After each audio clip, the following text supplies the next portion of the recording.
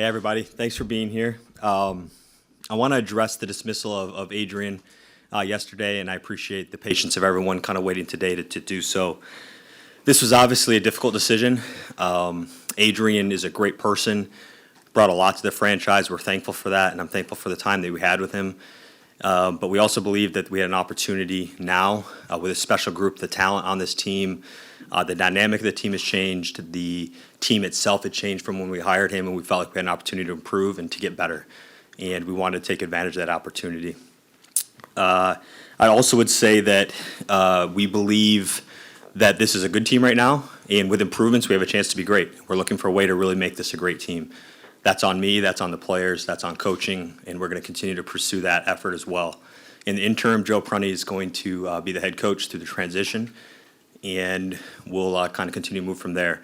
I'll take questions here, but before doing so, just want to say I hope you understand we're not going to talk about Doc tonight. That's not part of this. There'll be at some point, hopefully, a time where we can do that, but this is a chance for us to kind of dive into the Adrian Griffin piece if you guys want to. I'll open it up. I know you just mentioned dynamic of the team change and whatnot, but why, John, specifically, did ownership, yourself, Peter, decide that it was time to fire Adrian? Like, why was that decision made? Yeah, it's part of my job. It's our job to constantly evaluate and to learn and listen and just continue to figure out how to improve this team. And for us, we felt like this was the right time, the right decision to make, and that we had an opportunity to improve the group. And there isn't a specific instance, there isn't a specific timing to it. It's just this, and going through it and evaluating, looking, the dynamic's different. Giannis extended, Chris committed, Brooke committed, we were able to acquire Dame. These are hard windows to come by. These are special opportunities. We think we have a special group. We believe in this team at a high level, and ownership, and myself and Peter, we've continued to be bold and to be aggressive in trying to figure out how to maximize these chances that we have, and that's what we're doing here. Obviously, you couldn't hire a coach on the eve of training camp like when Dame was hired, but you mentioned the free agent signings. When you hired Adrian, you talked about the process and how much you felt that was good to go through. In retrospect, was there a misjudgment there on that process or in that process, and maybe should have been after free agency or some other roster decisions had been made? Yeah, someone really wise once said looking back is ego, so I'm going to stay in the present and not look back. There's no regrets. I believe in the hire that we made. I believe in the reasons we did it, the process that we went through. And again, Adrian has contributed to this group. Part of why we are where we are today, who we are, is because of him. This was an opportunity about going forward. And so, yeah, no regrets for me, no looking back. Believe in what we did, why we did it, when we did it, and believe in where we're at today as well. You mentioned the chance to go from good to great. Where do you see those opportunities? How do you get from that place to the other? Yeah, I think for me and my staff, we constantly are turning that over. We're looking for ways to improve the roster. That's not to say we don't believe in this group as constructed. I think this group as constructed has upside. I think we have yet to maximize what we can become. Some of that's timing, integrating a new star, integrating new pieces, a new system. Chris coming back, playing a real role, real minutes compared to what he had done in the last year or so. And so I think there's upside in the roster as constructed. I know that we're going to do our job to figure out if we can improve the roster. And then as part of this and why we're sitting here today, I think there's a coaching element where we have a chance to get better as well.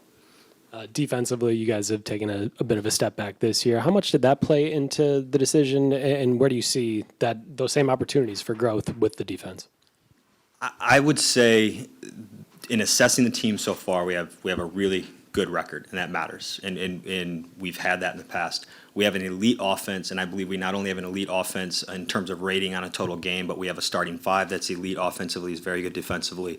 We're great in late game situations. We have ISO scorers, we have pick and roll scorers. We have a lot of dynamic, I would say flexible things that we can do offensively. Defensively, we have a talent group, I think, that can be better than what they've been so far. Is that a top 5 defense, a top 10, a top 15? I don't know. And that's what we're trying to decide here with the roster as constructed. We're trying to understand where we can take it, having the players be better. The players have an accountability to do this, to be better, and then the coaching element. And so I know that we're going to be really good offensively, and we've got to figure out how to improve defensively consistently. We've had points throughout the season where we've been very good defensively. We've had points where we've really struggled. And so trying to find a consistency and an identity on that side is part of this. When you hired him, I know y'all were saying during the introductory press conference that Adrian was kind of a head coach just waiting for the opportunity, that he had all the elements. Looking at it now, how much of a factor was his lack of head coaching experience, do you think, in terms of making the decision that you made yesterday? Yeah, Steve, it was a tough job and a great opportunity. Both things are true when we hired Griff. The dynamics and the things that changed after that, I think, created even more of an urgency, and even more so. These are special opportunities. The talent became even more special. The commitment to the team even more significant, and I think that increased the urgency. And so, I don't. It's not because I'm afraid to be wrong. I've been wrong many of times.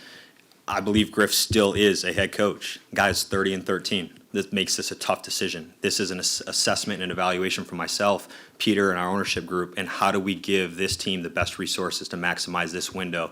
And it's way more about that and way less about what Griff did or didn't do.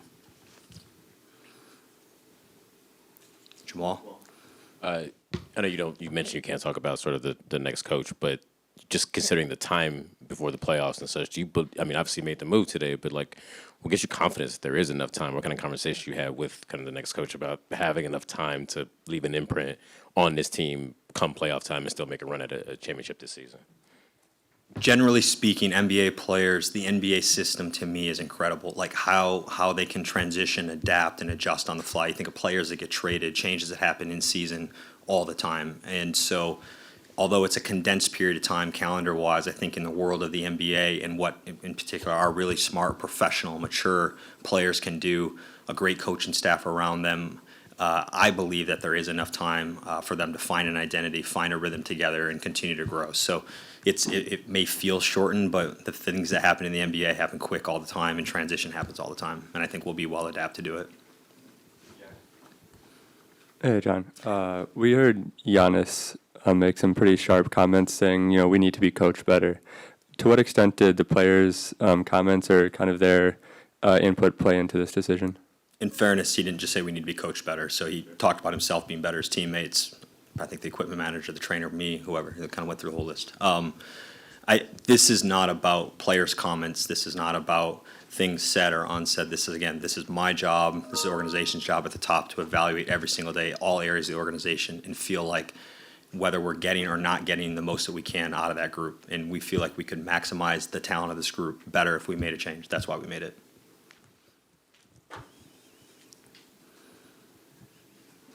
John, can you at least say what you are looking for in a new head coach that you did not have with Adrian Griffin?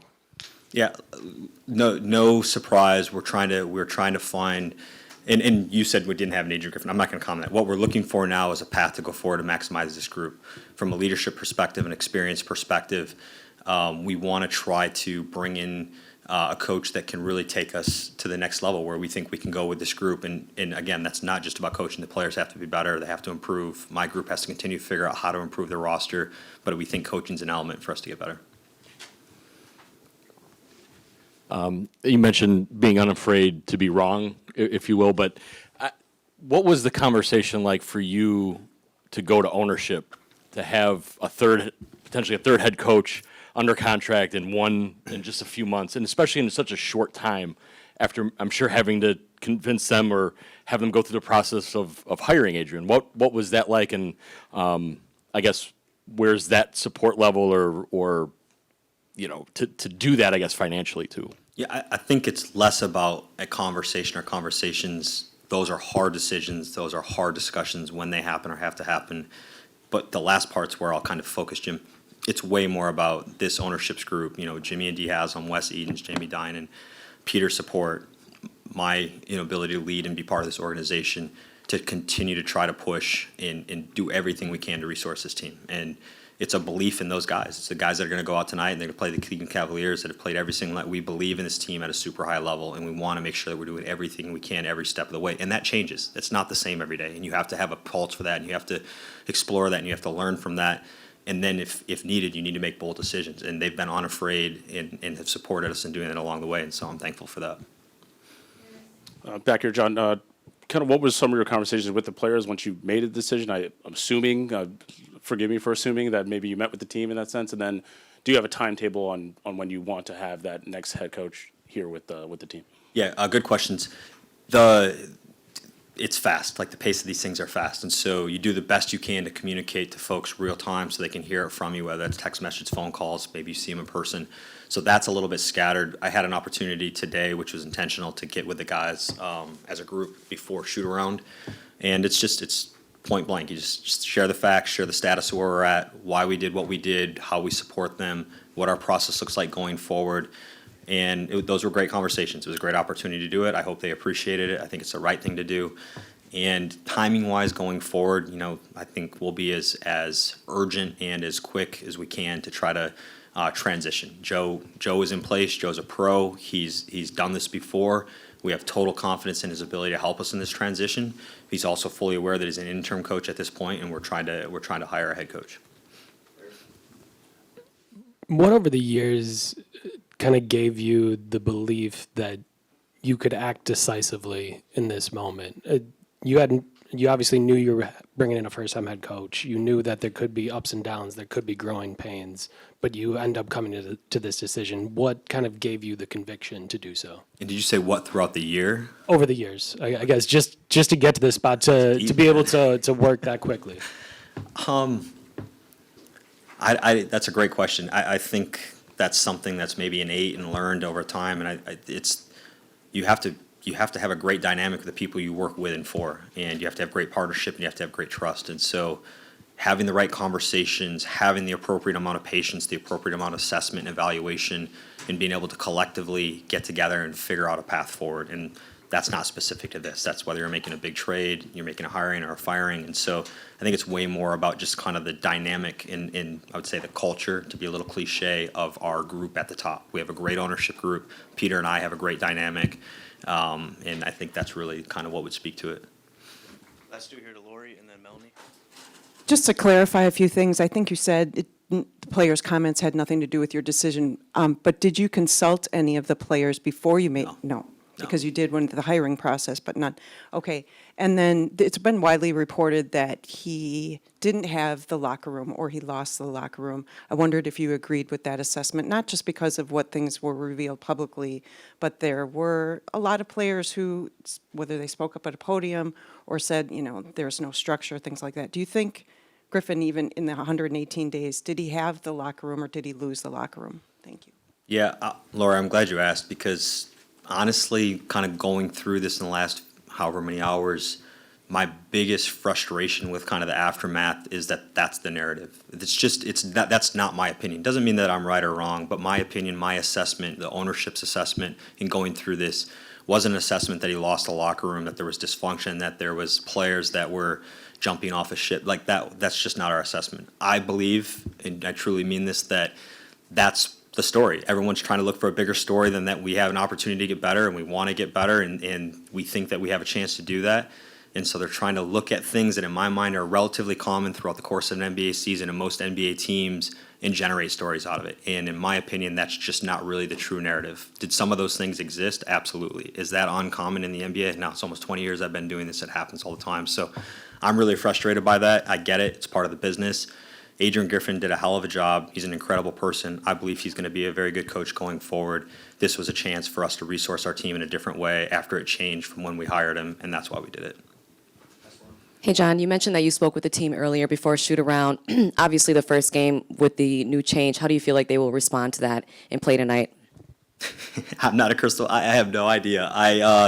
I think our guys are really focused and they're really professional, and I think more than anything they're looking forward to play Cleveland after what happened the last time we played them, and I think we'll have a great response. Their response to what's going on in the moment is appropriate in my opinion. They're excited about going forward, as they should be. We all are, and I think they're compassionate and they have real feelings and sincerity toward a coach who gave everything to them and who was a really good person and really helped them be where they are today. And so I think that's the general sentiment of the team in terms of how that manifests itself against Cleveland tonight. I hope with a win.